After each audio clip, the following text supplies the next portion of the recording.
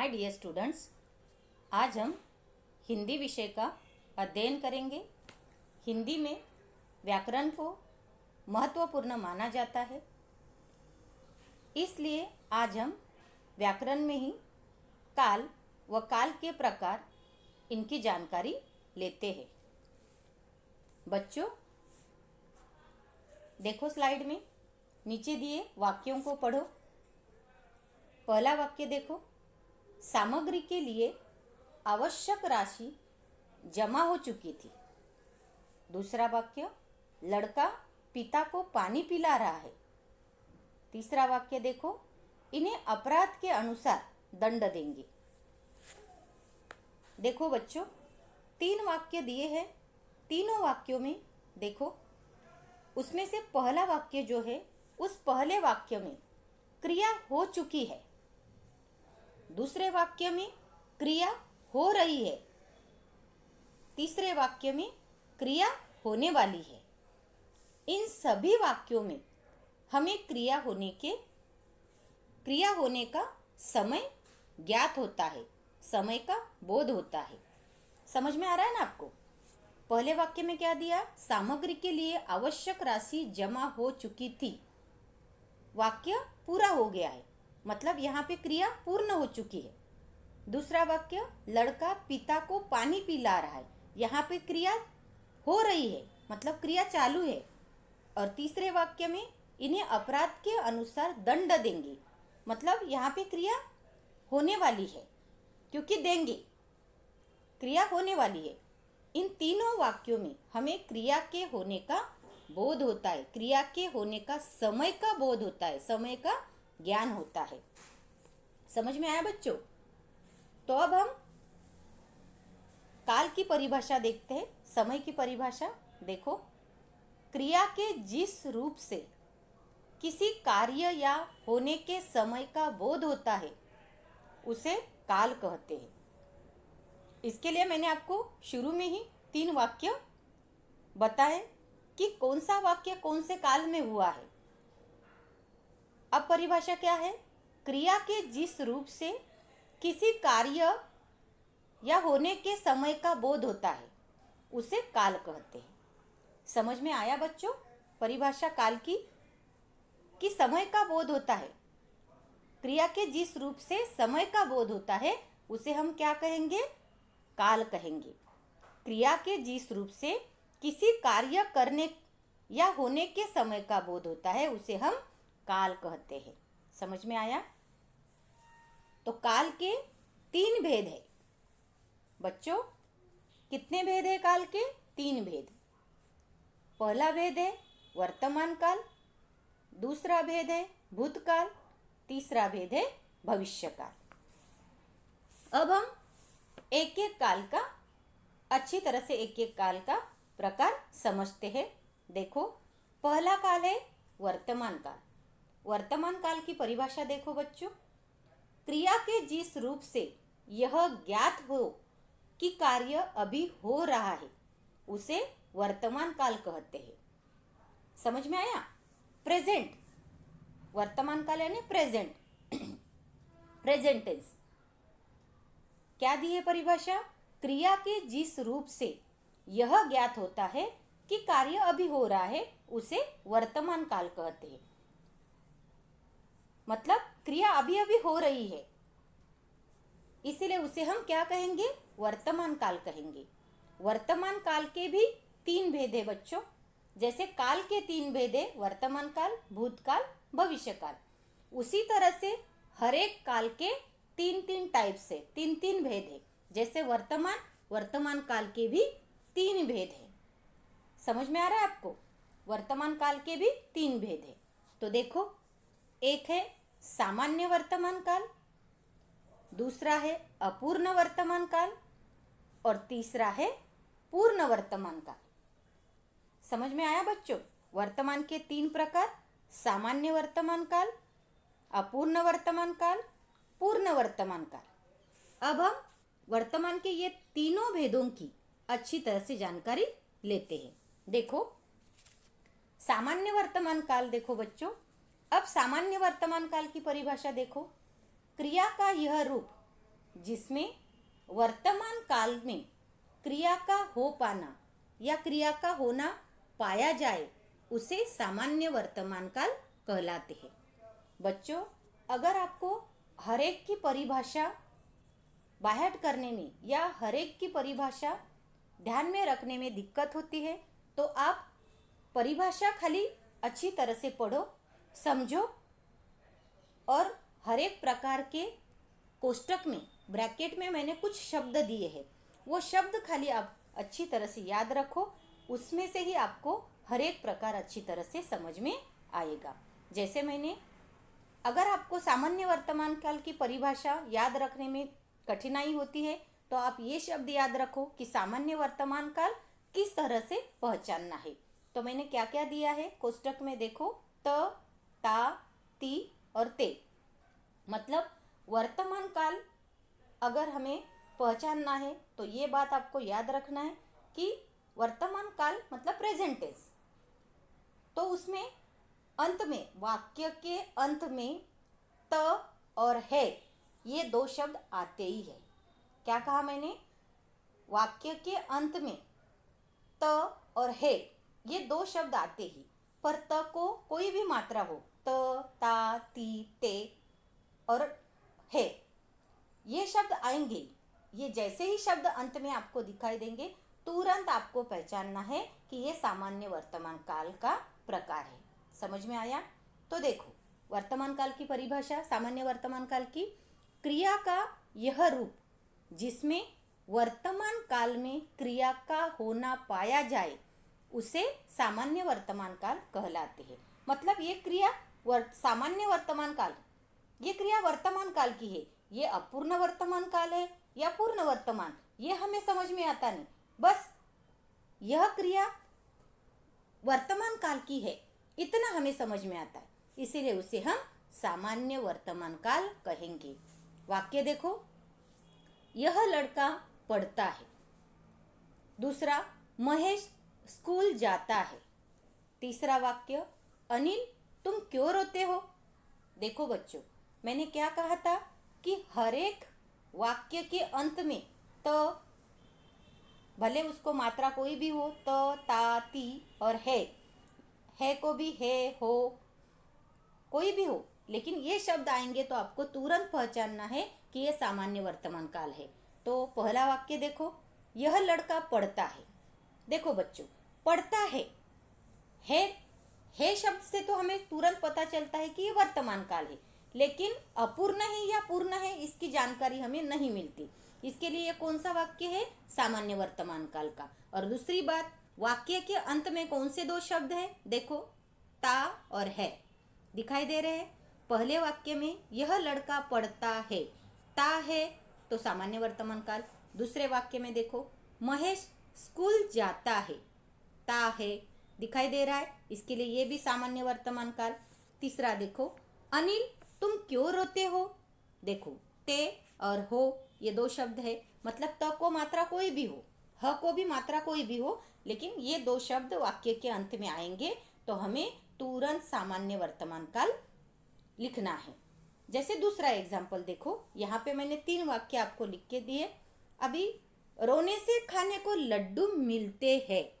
देखो बच्चों, यहाँ पे भी इस वाक्य में भी वाक्य के अंत में ते और है दिखाई दे रहा है, इसीलिए ये सामान्य वर्तमान काल का वाक्य है।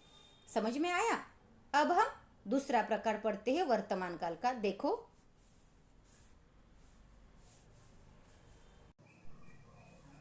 बच्चों, वर्तमान काल का दूसरा प्रकार है अपूर्ण वर्तमान काल। परिभाषा देखो, क्रिया के जिस रूप से वर्तमान काल में क्रिया की अपूर्णता का बोध होता है उसे अपूर्ण वर्तमान काल कहते हैं। देखो बच्चों, यहाँ पे भी क्या दिया है परिभाषा में? क्रिया के जिस रूप से वर्तमान काल में क्रिया की अपूर्णता का बोध होता है उसे अपूर्ण वर्तमान काल कहते हैं। परिभाषा में हमें समझ में आता है कि क्रिया पूर्ण नहीं हुई है, मतलब क्रिया अपूर्ण है। इसके लिए ये अपूर्ण वर्तमान काल है। बच्चों, इसमें अपूर्ण वर्तमान काल में भी अगर आपको परिभाषा याद नहीं आती तो आपको 3 शब्द याद रखने हैं। यहाँ पे मैंने कोष्टक में लिखना भूल गई, लेकिन मैं ओरली बता रही हूँ, ध्यान दो। रहा है, रही है और रहे है, ये 3 शब्द जो भी वाक्यों में आपको वाक्य के अंत में दिखाई देंगे तो तुरंत आपको क्या पहचानना है कि ये अपूर्ण वर्तमान काल का वाक्य है। वापस एक बार सुनो, मैंने क्या कहा? वाक्य के अंत में रहा है, रही है, रहे है ऐसे शब्द दिखाई देंगे तो तुरंत आपको पहचानना है कि ये अपूर्ण वर्तमान काल का वाक्य है। और परिभाषा में दिया ही है कि क्रिया के जिस रूप से वर्तमान काल में क्रिया की अपूर्णता का बोध होता है उसे अपूर्ण वर्तमान काल कहते हैं, क्योंकि क्रिया पूर्ण नहीं हुई है। अब हम वाक्य देखो बच्चों, वाक्य दिए हैं नीचे। मीना पुस्तक पढ़ रही है। दूसरा वाक्य, डॉक्टर मरीज को देख रहे हैं।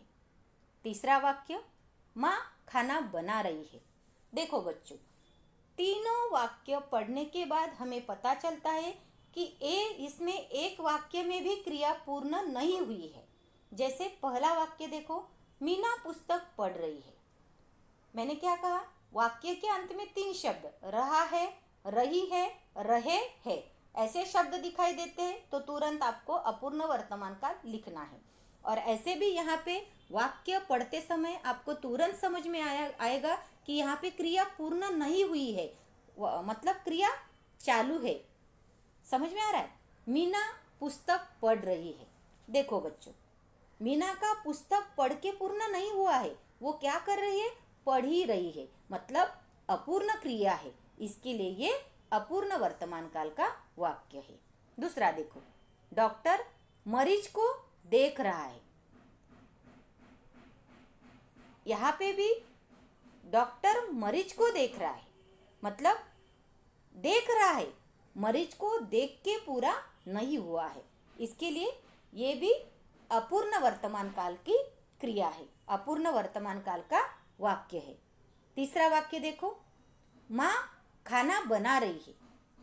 देखो बच्चों, खाना बना रही है, माँ का खाना बना के पूर्ण नहीं हुआ है, मतलब माँ खाना बना रही है, इसके लिए ये भी अपूर्ण वर्तमान काल का वाक्य है। समझ में आया? जिस वाक्य में क्रिया अपूर्ण है, क्रिया पूर्ण नहीं हुई है, उसे हम क्या कहेंगे? अपूर्ण वर्तमान काल।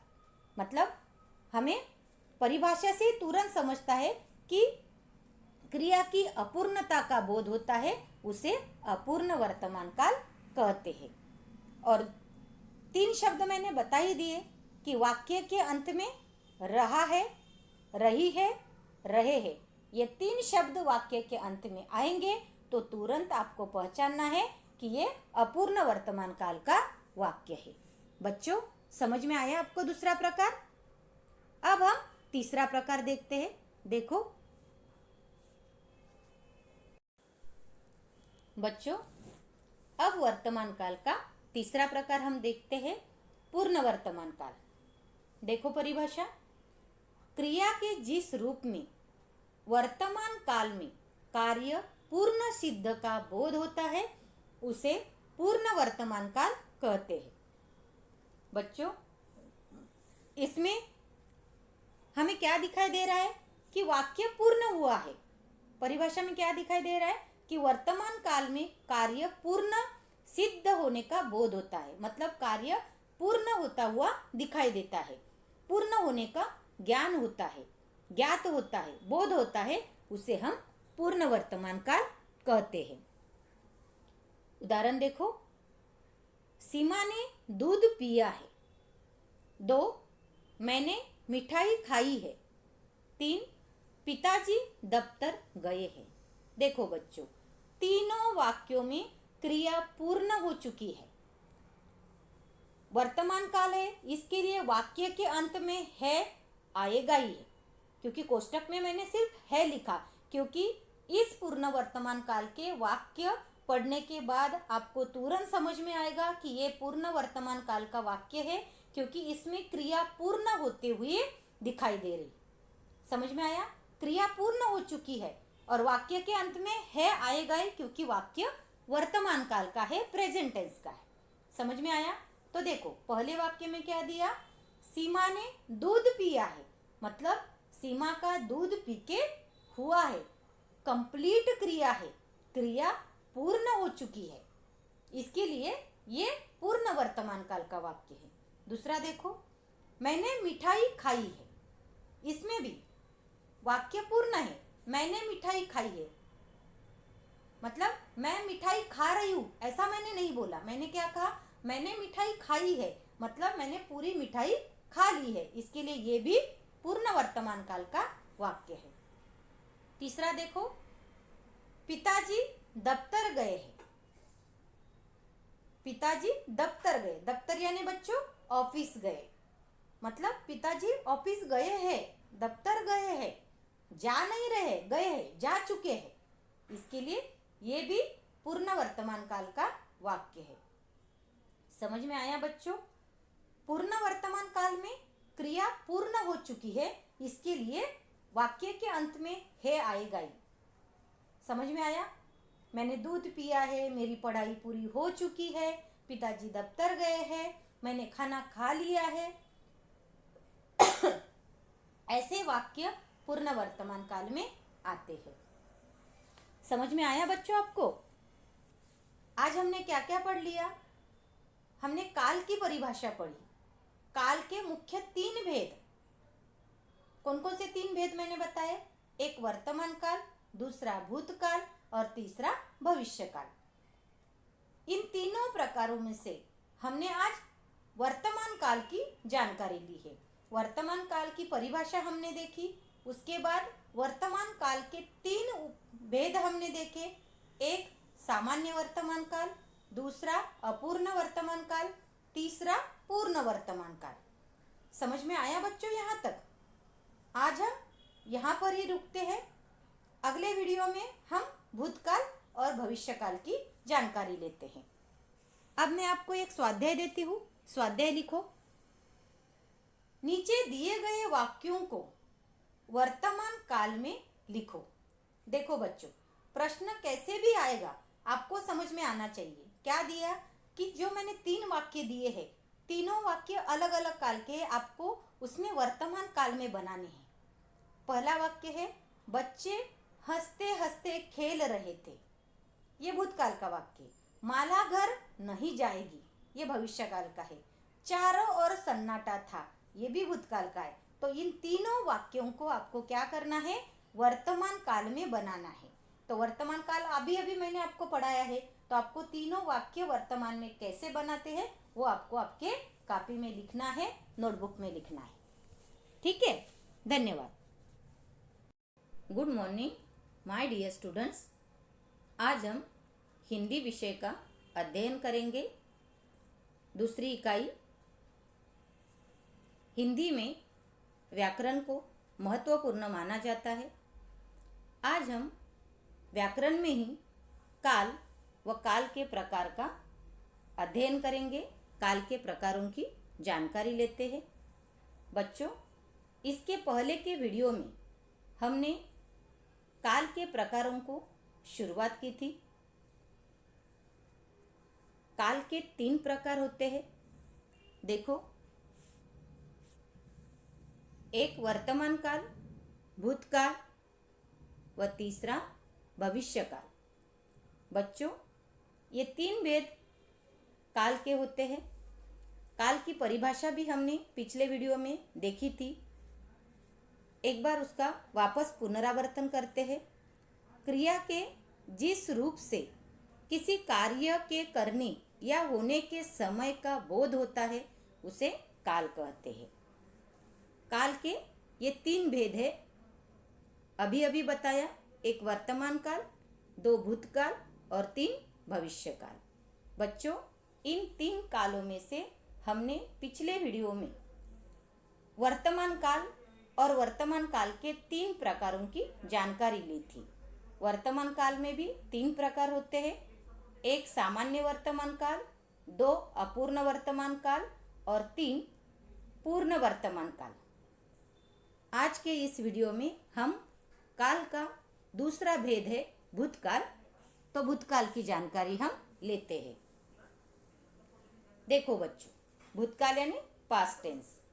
परिभाषा देखो, क्रिया के जिस रूप में कार्य की समाप्ति का बोध हो उसे भूतकाल कहते हैं।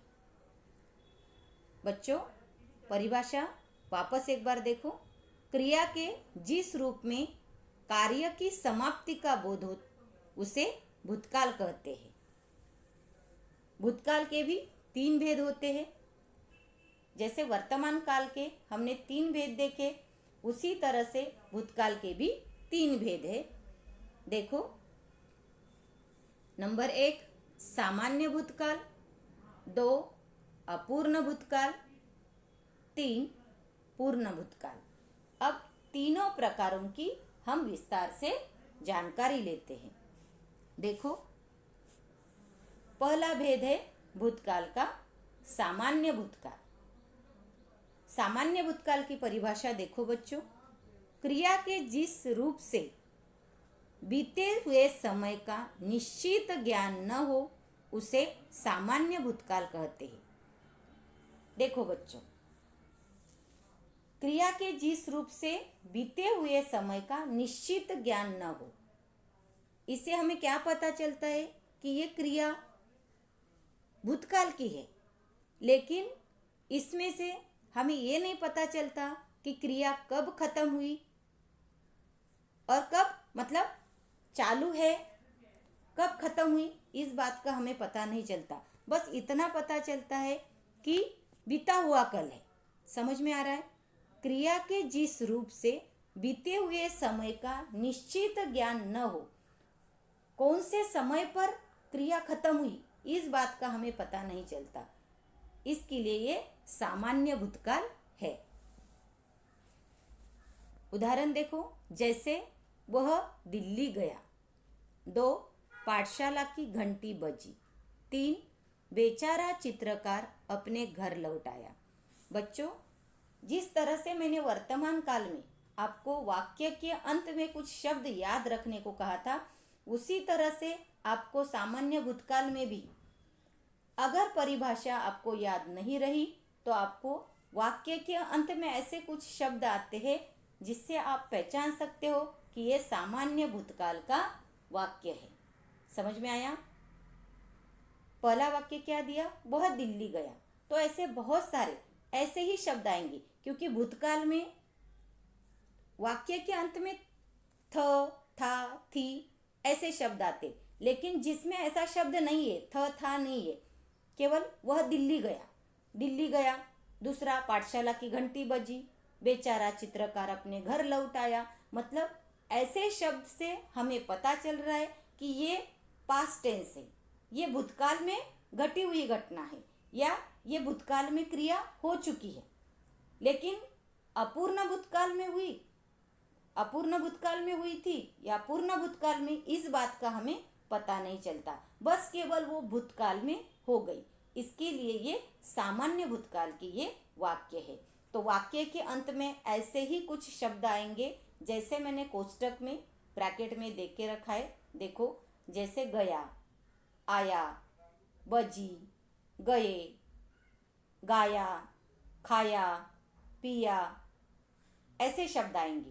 तो यहाँ पे मैंने 3 उदाहरण दिए। पहले इसमें क्या दिया? वह दिल्ली गया, तो गया शब्द है। पाठशाला की घंटी बजी, बजी लास्ट में है। बेचारा चित्रकार अपने घर लौट आया, आया शब्द है। ऐसे कई सारे वाक्य हैं। जैसे हम गांव चले गए, देखो बच्चों, हम गांव चले गए, तो लास्ट में कोष्टक में गए शब्द दिखाई दे रहा है। हम गांव चले गए। उसने खाना खाया, या शब्द आ रहा है। मतलब बहुत सारे वाक्य में अंत में या शब्द आएगा, या गया, आई, बजी, गए, ऐसे शब्द जब आते हैं तो आपको सामान्य भूतकाल ही लिखना है, क्योंकि बीते हुए समय का पता नहीं चल रहा है, केवल वह क्रिया भूतकाल की है इसका ही पता चलता है। इसके लिए ये सामान्य भूतकाल का वाक्य है। समझ में आ रहा है बच्चों? ऐसे कई सारे उदाहरण हैं, समझ में आया? दूसरा प्रकार देखो,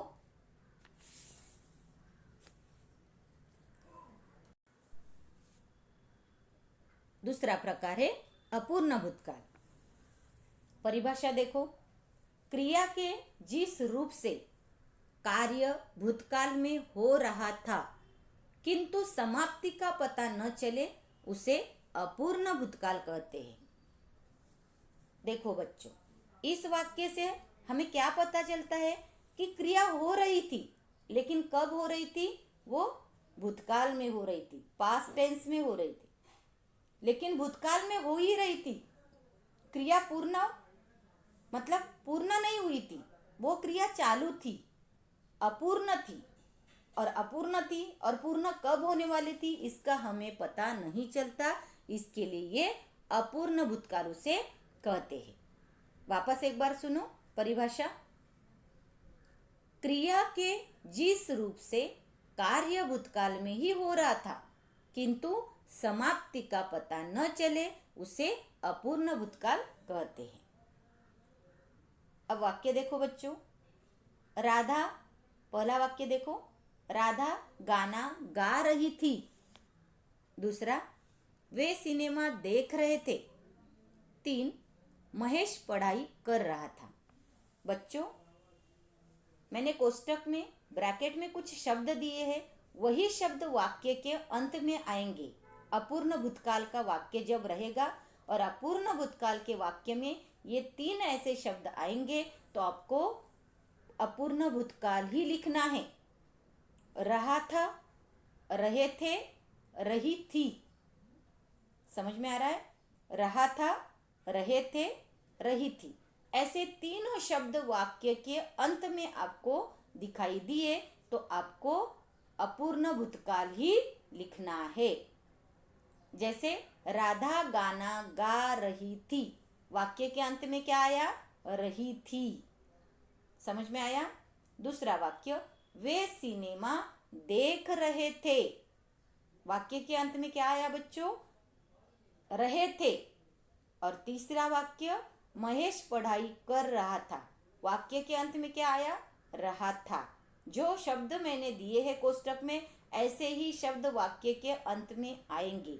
और रही दूसरी बात, वाक्य पढ़ने के बाद तुरंत पता चलता है कि वाक्य पूर्ण नहीं हुआ है या क्रिया पूर्ण नहीं हुई है। जैसे राधा गाना गा रही थी, लेकिन कब गा रही थी? पास्ट टेंस में, भूतकाल में गा रही थी, लेकिन उसका गाना गा के पूरा हुआ था? नहीं, वो गा ही रही थी, इसके लिए अपूर्ण भूतकाल। वे सिनेमा देख रहे थे, सिनेमा देख के उनका पूरा नहीं हो रहा था, वे सिनेमा देख ही रहे थे, मतलब देख ही रहे थे, क्रिया चालू थी, सिनेमा देख रहे थे, इसके लिए ये भी अपूर्ण भूतकाल का वाक्य है। और तीसरा, महेश पढ़ाई कर रहा था, मतलब महेश पढ़ाई कर ही रहा था, क्योंकि महेश की पढ़ाई पूर्ण नहीं हुई थी भूतकाल में, इसके लिए ये भी अपूर्ण भूतकाल का वाक्य है। समझ में आया बच्चों?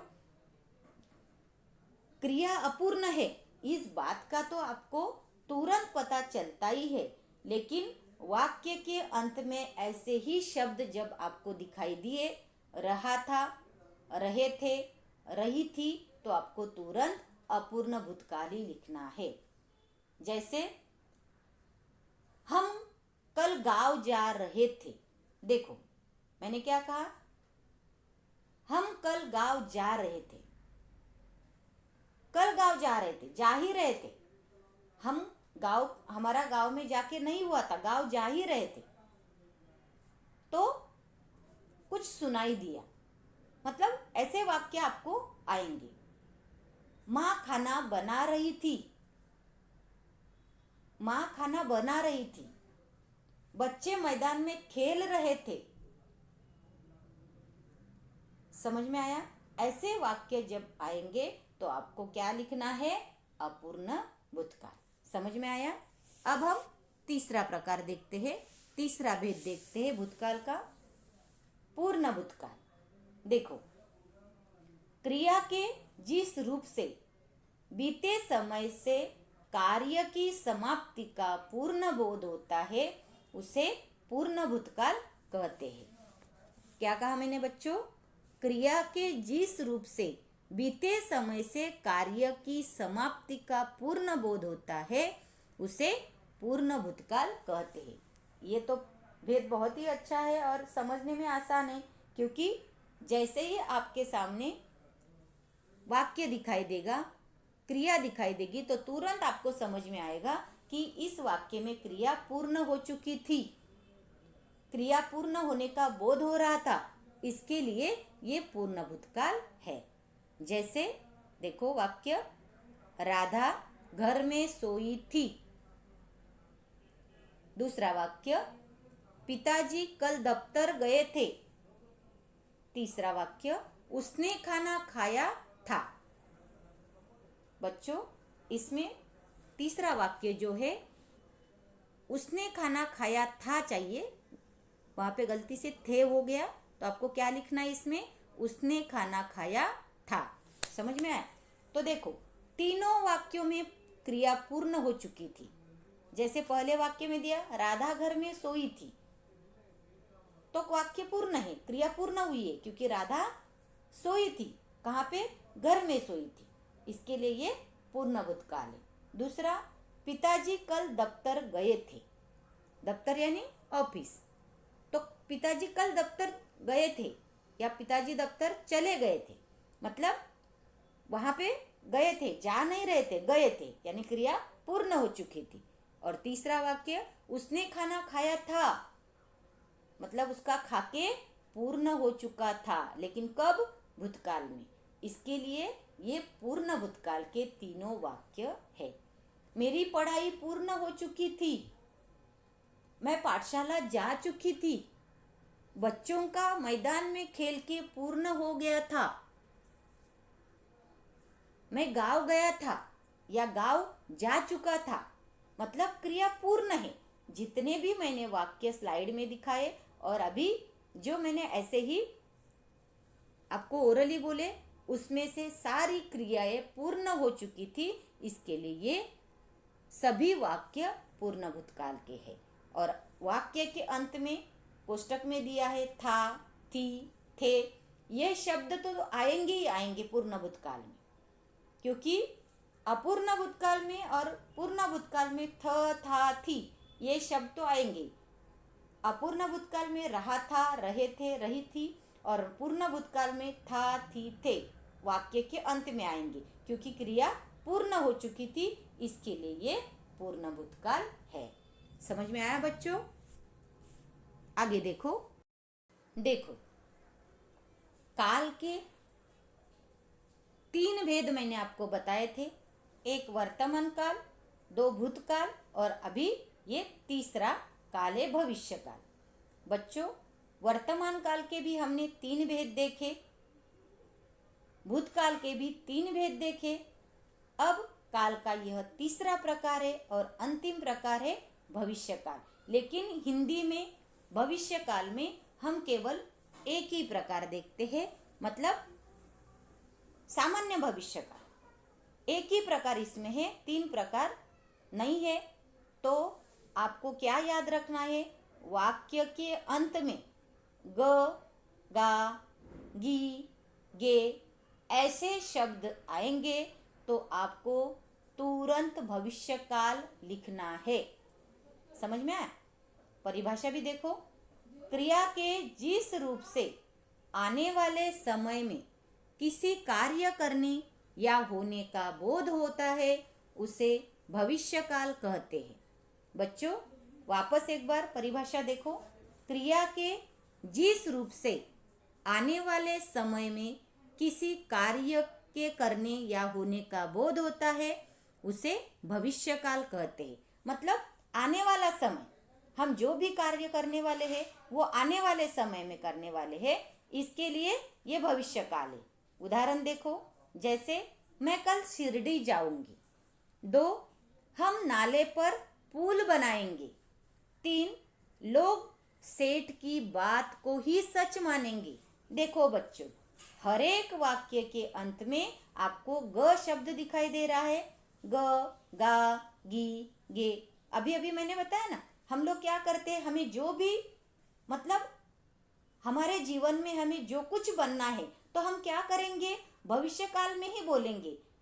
जैसे मुझे शिरडी जाना है तो मैं क्या बोलूंगी, मैं कल शिरडी जाऊंगी। समझ में आया, जाऊंगी। हम नाले पर पुल बनाएंगे। बनाएंगे मतलब बनाया नहीं है, नाले पर पुल बनाएंगे। 3, लोग सेठ की बात को ही सच मानेंगे। माना नहीं है, मानेंगे। ये 3 वाक्य है। समझ में आया। इसके अलावा हम कल गांव जाएंगे।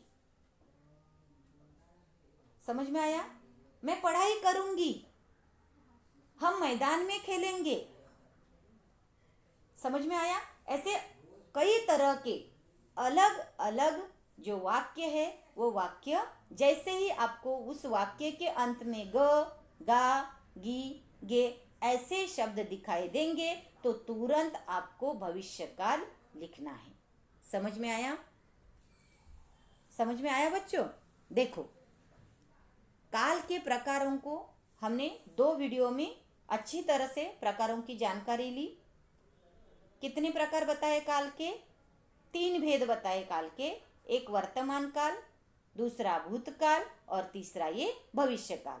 वर्तमान काल में भी 3 भेद देखे, भूतकाल में भी 3 भेद देखे, लेकिन भविष्य काल में एक ही अपना भेद है, सामान्य भविष्य काल। लेकिन हम भविष्य काल में खाली क्या याद रखेंगे, ग, गा, गी, गे वाक्य के अंत में आएंगे तो सीधा आपको भविष्य काल लिखना है। समझ में आया। तो बच्चों, आज हमारा यहाँ पर ही यह काल व काल के प्रकारों का पाठ समाप्त होता है। अब मैं आपको एक स्वाध्याय देती हूँ। स्वाध्याय लिखो। नीचे दिए गए वाक्यों की क्रिया बदलकर भूतकाल में लिखो। देखो, अलग अलग प्रकार में वाक्य दिए हैं। पिछले वीडियो में मैंने स्वाध्याय दिया था, आपको भूतकाल में वाक्य दिया था, वर्तमान काल में करना था। अब मैंने ये वाक्य मैंने किस में दिए, वर्तमान काल में और भविष्य काल में दिए हैं। आपको किस में बनाना है, भूतकाल में। पहला वाक्य क्या है, खेल तो ग्रामीण जीवन की आत्मा है। 2, रोने से खाने को लड्डू मिलते हैं। ये 2 वाक्य वर्तमान काल के हैं। और तीसरा, हम नाले पर पुल बनाएंगे, ये भविष्य काल का है। तीनों वाक्यों को आपको किस में लिखना है, भूतकाल में परिवर्तन करके लिखना है। धन्यवाद।